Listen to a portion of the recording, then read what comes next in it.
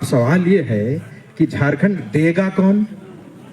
कौन दे सकता था झारखंड? किससे मांगते थे झारखंड? केंद्र की सरकार से। अब केंद्र की सरकार किसकी रहती थी? कांग्रेस पार्टी की।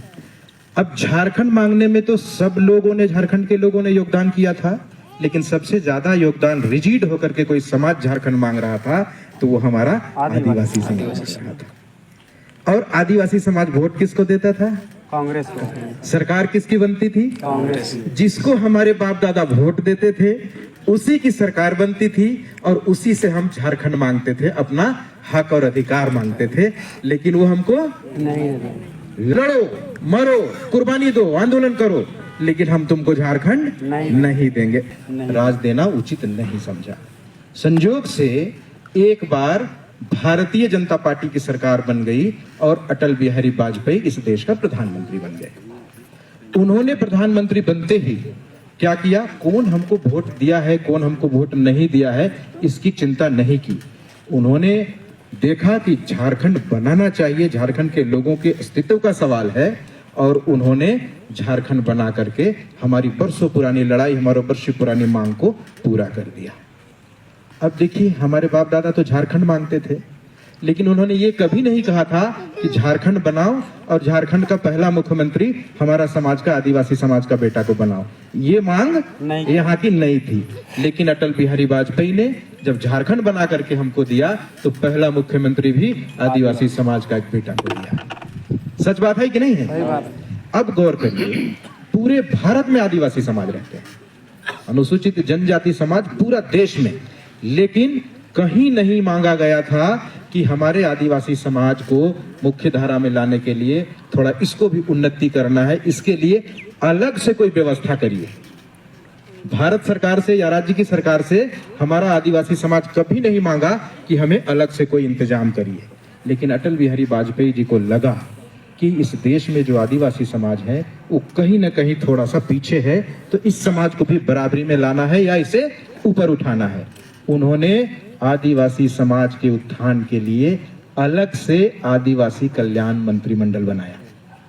आदिवासी समाज के उत्थान के लिए एक मंत्रिमंडल का स्थापना किया और पहला मंत्री, आदिवासी कल्याण का जो पहला मंत्री बनाया पूरे भारत देश के लिए, वो झारखंड का ही बेटा, जिसके बाप दादा राउरकेला में जाकर के नौकरी के लिए चले गए, जुएल ओरांव वहां से सांसद बन के गए थे।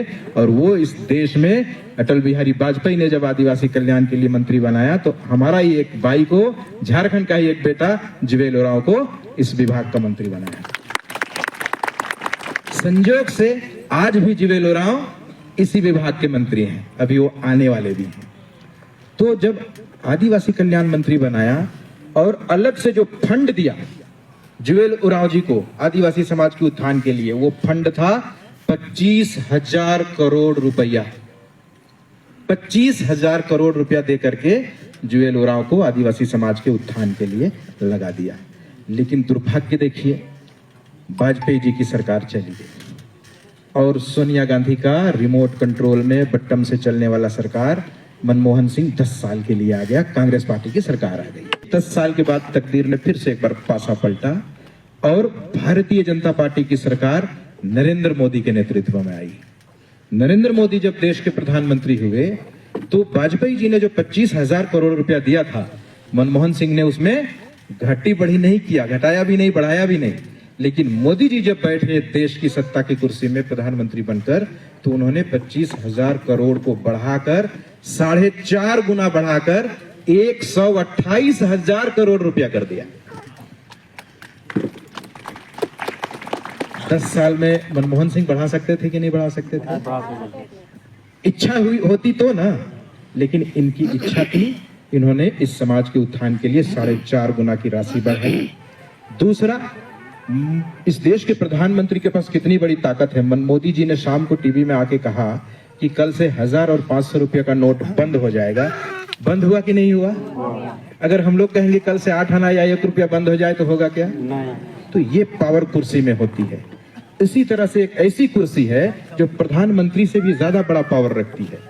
किसी फांसी की सजा हो गई हो, अगर उस फांसी की सजा को माफ कर देना है तो ये पावर प्रधानमंत्री की कुर्सी में नहीं है, किसी एक दूसरी कुर्सी में। और उस कुर्सी में इतना पावर है कि भारतीय जनता पार्टी की सरकार ने, नरेंद्र मोदी ने पूरब से को पश्चिम कर देने की पावर देकर आदिवासी समाज की एक बेटी को इस देश का राष्ट्रपति बना करके बैठाया। अब हमको बताइए कि जिस समाज की बेटी इतने बड़े ओहदे में हो, जो मतलब कुछ भी कर सकती है, उस बेटी के साथ हमारे उस समाज के लोगों को जुड़ना चाहिए कि नहीं जुड़ना चाहिए?